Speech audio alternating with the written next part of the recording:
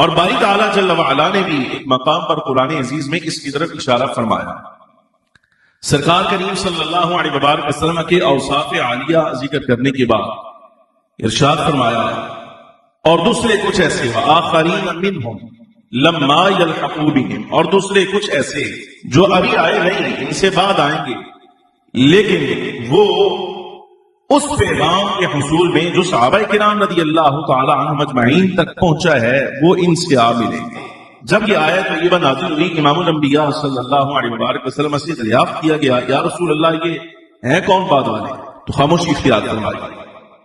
دوسری تیسری مرتبہ پوچھنے پر فخر بنی آدم صلی اللہ علیہ وآلہ وسلم نے سیدنا سلمان فارسی رضی اللہ تعالی عنہ اس مجلس میں موجود تھے، ان کے کندھے پر دست مبارک رکھا. فرمایا اس کے قبیلے کا ایک فرد ہوگا. تو فرمایا ان کے قبیلے کا ایک ایسا شخص ہوگا کہ اس کے زمانے میں اگر علم ثریا ستارے پر بھی جا پہنچا تو اس کو اللہ یہ شان عطا فرمائے گا، علم وہاں سے کھینچ کر نیچے زمین پر لے آئے گا. حافظ جلال الدین سیوطی شافعی رحمۃ اللہ تعالی علیہ نے فرمایا کہ اس ارشاد کی تعبیر اگر پوری امت میں سے کسی پر نکلتی ہے تو امام اعظم ابو حنیفہ رضی اللہ تعالی عنہ پر نکلتی ہے.